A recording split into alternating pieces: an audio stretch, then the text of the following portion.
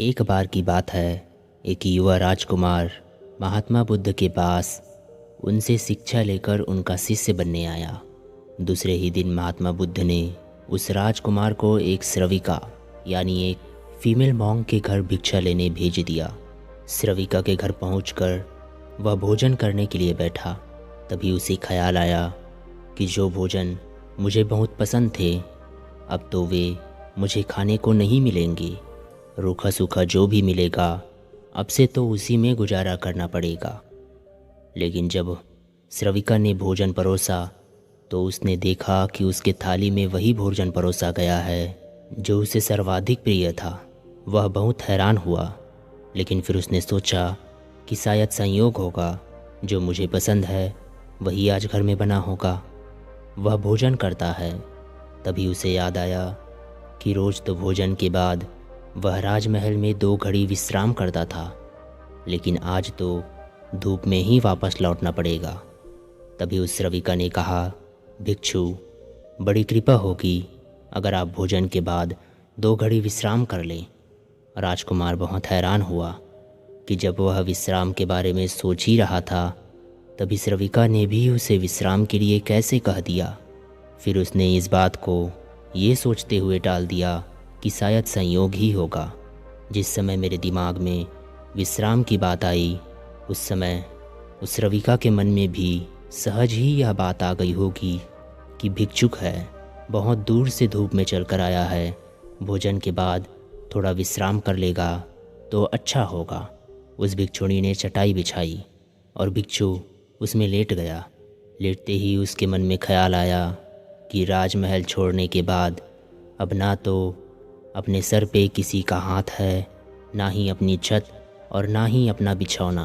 अब तो आसमान ही छत है और ज़मीन ही बिछौना।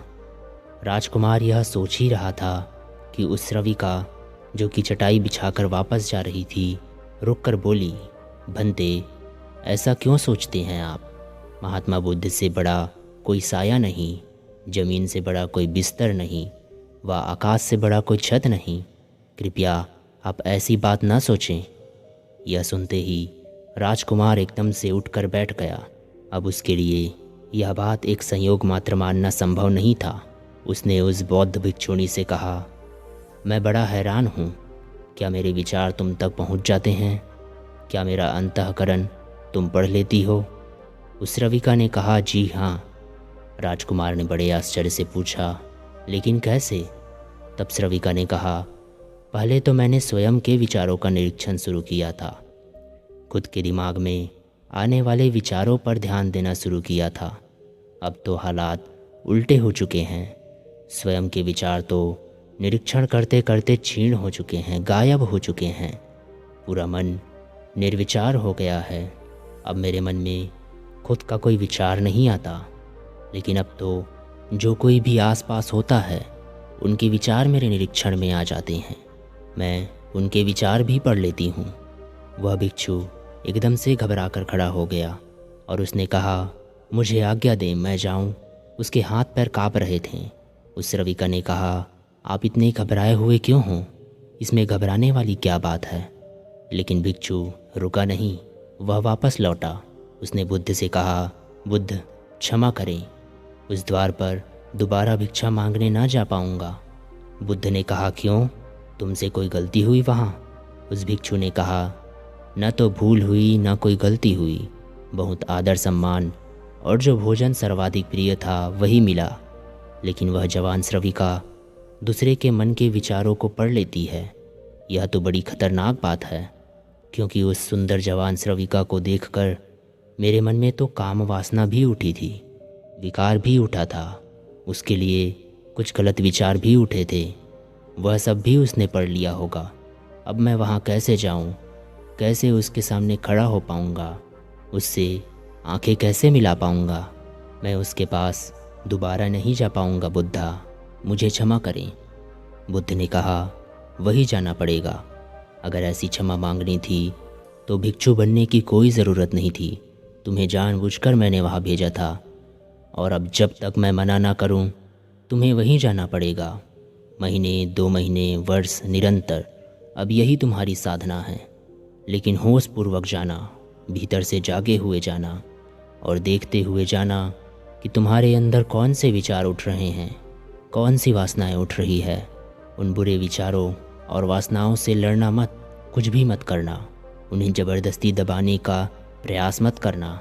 दिमाग में जो भी विचार आ रहे हैं उन्हें आने देना।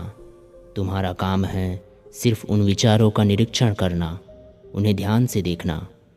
इसलिए तुम जागे हुए जाना, यह देखते हुए जाना कि अंदर क्या उठता है, क्या नहीं उठता। एक बार के लिए सोच कर देखें कि उस भिक्षु की जगह आप ही उस श्रविका के पास भिक्षा मांगने जा रहे हैं और वह श्रविका आपका मन पढ़ लेती है। वह बहुत सुंदर है, बहुत आकर्षक है, पर वह मन पढ़ लेती है। हाँ, अगर वह मन न पढ़ पाती या आपको पता ना होता कि वह आपके मन के विचारों को पढ़ लेती है तो आप मन में कुछ भी सोच सकते थे। लेकिन आप आज क्या करेंगे यदि आप आज ही उस भिक्षु की जगह भिक्षा लेने जा रहे हैं? वह भिक्षु रास्ते पर चल रहा है, अपने मन को देख रहा है, जागा हुआ है। आज पहली बार जिंदगी में वह जागा हुआ चल रहा है। जैसे जैसे उस श्रविका का घर करीब आने लगा, उसका होश और बढ़ने लगा। उसके अंदर जैसे एक दीप जलने लगी हो और चीज़ें साफ दिखाई देने लगी हो, विचार जैसे घूमते प्रतीत हो रहे हो। उसने जैसे ही श्रविका के घर के चौखट पर कदम रखा, ऐसा महसूस हुआ एक सन्नाटे सा छा गया हो उसके अंदर। होश परिपूर्ण हो गया। अब वह अपना पैर भी उठाता है तो उसे मालूम पड़ रहा है, हर श्वास आती जाती हुई उसे मालूम पड़ रहा है। मन के अंदर जरा सा भी विचार का कोई कंपन आता या वासना की थोड़ी भी लहर उठती तो वह भी उसे दिखाई पड़ रही है। वह जैसे ही श्रविका के घर के अंदर गया, मन और भी शांत हो गया। वह बिल्कुल जागा हुआ है, जैसे किसी घर में दिया जल रहा हो और उस घर का कोना कोना प्रकाशित हो रहा हो। वह भोजन करने बैठा, उसने भोजन किया, वह उठा, वह वापस लौटा। वह उस दिन नाचता हुआ वापस लौटा और बुद्ध के चरणों में गिर पड़ा और उसने कहा, बुद्ध, आज अद्भुत बात हुई। मैं जैसे जैसे उस श्रविका के निकट पहुंचा, वैसे वैसे मैं जागा हुआ हो गया। मैंने पाया कि विचार तो जैसे गायब ही हो गए हों, कामनाएं व वासनाएं तो खत्म ही हो गई। और जब मैं उसके घर में गया तो मेरे भीतर पूर्ण शांति थी। वहाँ कोई विचार ना था, कोई वासना ना थी, वहाँ कुछ भी ना था।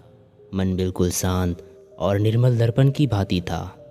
बुद्ध ने कहा, इसी बात के लिए तुम्हें वहाँ भेजा था।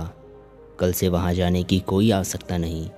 अब जीवन में इसी तरह से जियो जैसे तुम्हारे विचार सभी लोग पढ़ रहे हों। अब जीवन में इसी भांति चलो जैसे जो भी तुम्हारे सामने हैं वह तुम्हें जानता है, तुम्हारे अंदर देख रहा है, तुम्हारे विचारों को पढ़ रहा है। इसी भांति चलो और अंदर जागे रहो। जैसे जैसे जागरण बढ़ेगा वैसे वैसे विचार वासनाएं खत्म होती जाएंगी। जिस दिन जागरण पूर्ण होगा उस दिन तुम्हारे जीवन में किसी भी तरह का विचार शेष नहीं रह जाएगा।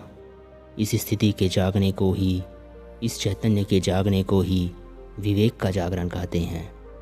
दोस्तों, इस कहानी से हमें सीख मिलती है कि यदि हम अपने दिमाग में यह बात पक्की कर लें कि सामने वाले के विषय में हम जो भी सोचते हैं वह उसे भी पता चल रहा है, तो हमारा दिमाग अपने आप किसी के विषय में बुरा सोचना बंद कर देगा। सोचिए, अगर आपको पता हो कि आप किसी व्यक्ति या किसी लड़की के विषय में गलत सोच रहे हो और यह बात उस लड़की या उस व्यक्ति को पता चल जाता है, तो क्या आपका मन ऐसी बातें सोचेगा? नहीं। दोस्तों, यदि हम इस प्रक्रिया को अपनाकर कई दिनों तक करते रहें तो हम देखेंगे कि हमारा दिमाग दूसरों के विषय में गलत सोचना बंद कर रहा है, केवल वर्तमान को ही देख रहा है, उसी का साक्षी है, जिससे हमारा दिमाग किसी भी चीज़ के बारे में अच्छी या बुरी राय बनाना बंद कर देगा। यह बस उसी चीज़ को देखेगा, मतलब जो जैसा है उसे वैसा ही देखेगा। दोस्तों, यदि हम ऐसा कर पाएँ तो एक शांतिपूर्ण जीवन जीने में सफल हो पाएंगे। आपको यह कहानी कैसे लगी? अपनी राय कमेंट में ज़रूर बताइएगा।